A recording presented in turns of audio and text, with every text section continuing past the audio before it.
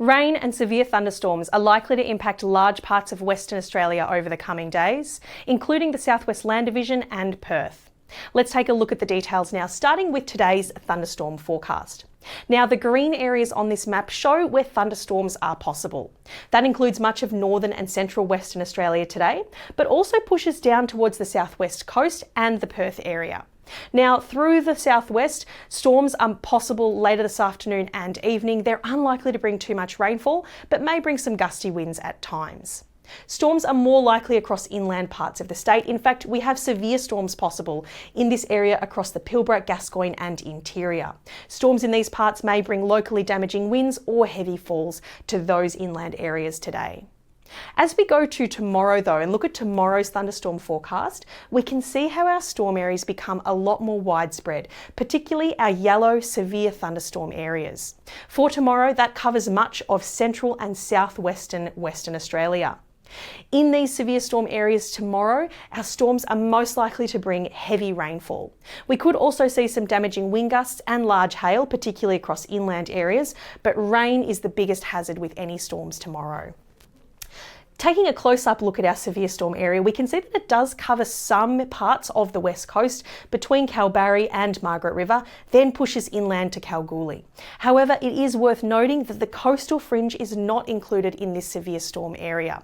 Perth may see non-severe storms through tomorrow afternoon and evening, but it's more the eastern suburbs which may catch some of those heavy falls that could lead to flash flooding. Because that is certainly one of the main hazards we're looking at over the next few days. Water moving over the roads, interrupting traffic and transport, and potentially cutting off some access routes across those more inland areas. The rain may also bring some damage to crops and vegetation across our southern agricultural areas. And of course, the strong winds with storms may bring down trees or tree limbs or even power lines, leading to power outages for some. So what is driving all of this severe and dangerous weather? Well, we've got a low pressure trough, this blue dashed line here, lying close to the west coast, but it is connecting with a low pressure system which is sitting just off the coast there. Over the next day, that is going to generate the unstable conditions across inland parts of the state, leading to those thunderstorms. As we go into tomorrow though, this system is going to tap into significant moisture, drawing it down from the Indian Ocean and directing it across southwestern parts of Western Australia. That will feed into any showers and storms that develop, giving them that potential for heavy falls and flash flooding. This trough is likely to linger near the coast through Tuesday, but as we go overnight and into Wednesday, we'll start to see it pushing away from the west coast a little more. That means through the course of Wednesday, we'll start to see some clearing conditions along the west coast, including for the Perth region, but showers, rain and storms are likely to continue across inland parts of the state. That's a story that's likely to persist into Thursday as well, as the rain and storm risk starts moving east.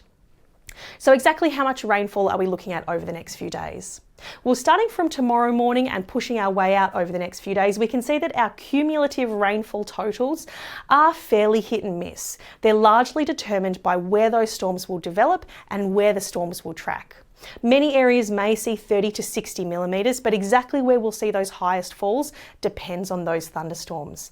Most likely though, that'll occur across inland areas and is less likely to occur along the southwest coast.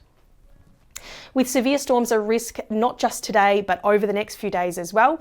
Be sure to stay up to date with the latest forecasts and warnings via the Bureau's website, the BOM weather app, and via our social media. Stay safe and we'll catch you next time.